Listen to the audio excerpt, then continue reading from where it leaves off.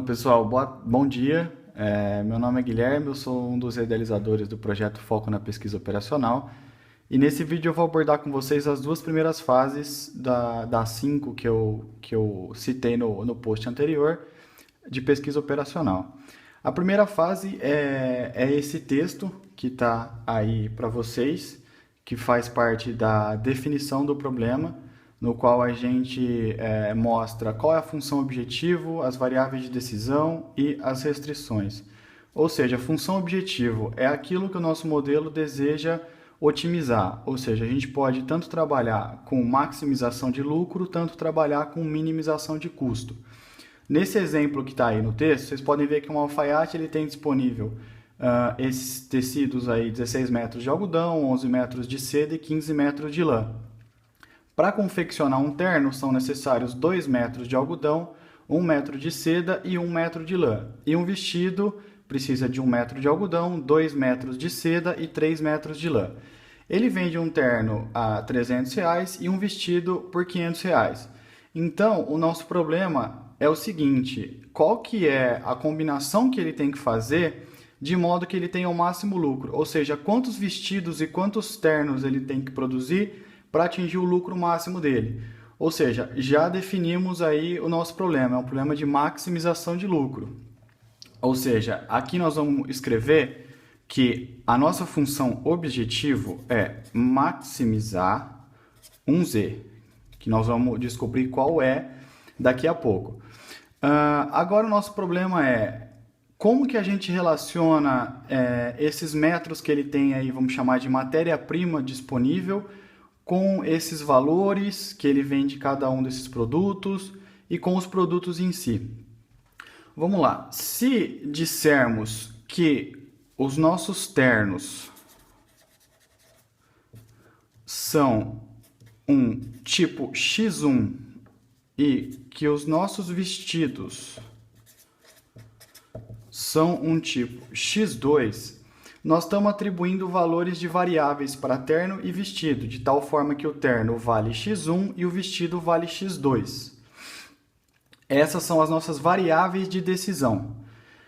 Partindo desse princípio, se nós queremos maximizar o nosso lucro, sabendo que terno é x1 e vestido é x2, e cada terno é vendido por R$300 e cada vestido por R$500, vocês concordam comigo que se eu multiplicar x1, que é a quantidade de ternos que eu vou fazer, vezes o valor que ele é vendido, eu tenho quanto que ele vai conseguir ganhar vendendo ternos?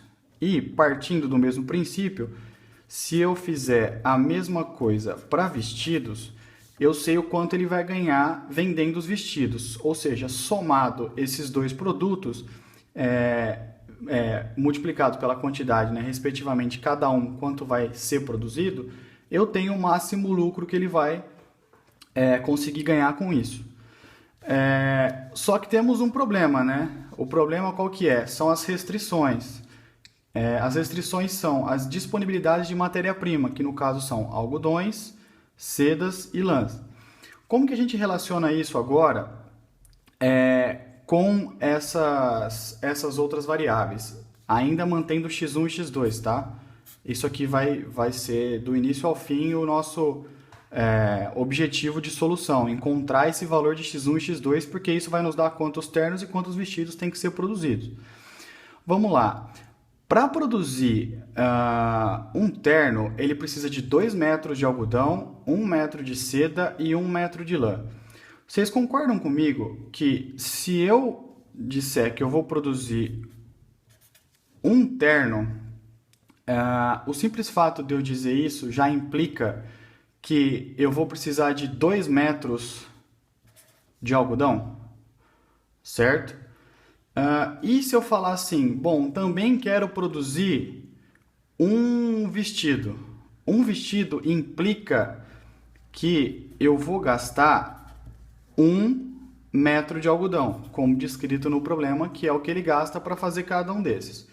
Vocês concordam comigo que cada vez que isso aqui rodar, cada vez que eu produzir um terno a mais, se eu colocar aqui como sendo 1 e aqui como sendo 1, eu estou produzindo um terno, um vestido, ou seja, eu vou gastar 2 metros de algodão para esse aqui, 1 metro de algodão para esse aqui, totalizando 3 metros, certo?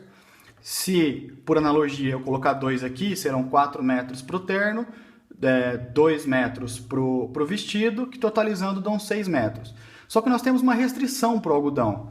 Para o algodão, ele tem só 16 metros disponíveis. Então, vocês concordam que se eu pegar a quantidade de ternos que eu vou produzir e somar com a quantidade de vestidos que eu vou produzir em termos da utilização de algodão, tudo isso aqui tem que ser menor ou igual a quanto ele tem disponível de algodão, ou seja, a 16. Então, aqui a gente estabelece já a nossa primeira restrição, que seria a restrição referente ao algodão, certo? Por analogia, a gente tem que fazer a restrição da seda e a restrição de lã. Para o terno, ele gasta 1 metro de seda, ou seja, é a quantidade de ternos que ele vai produzir vezes 1, mais a quantidade de vestidos que ele vai produzir vezes quantos metros de seda ele gasta, que são 2. E nós temos disponíveis 11 metros de seda, ou seja, a quantidade de ternos e vestidos que ele produzir multiplicado pela quantidade de produtos que ele usa para produzir tem que ser menor ou igual ao tanto que eu tenho disponível. Então, aqui a gente estabelece a restrição referente à seda.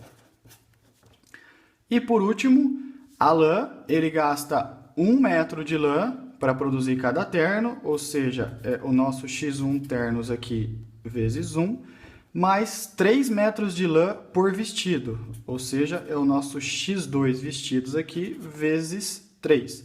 E temos disponíveis 15 metros de lã, ou seja, tudo que eu usar de lã para produzir terno e vestido tem que ser menor ao tanto que eu tenho disponível de lã. Isso aqui é a nossa restrição de lã. E por último, a gente tem um princípio que chama princípio da não negatividade. O que isso significa? Que eu estou partindo do princípio que eu tenho que maximizar o meu lucro, ou seja, eu tenho que produzir ternos e vestidos. E se X1 e X2 referem-se a ternos e vestidos, eles têm que, obrigatoriamente, serem maiores ou iguais a 0, certo? Ok.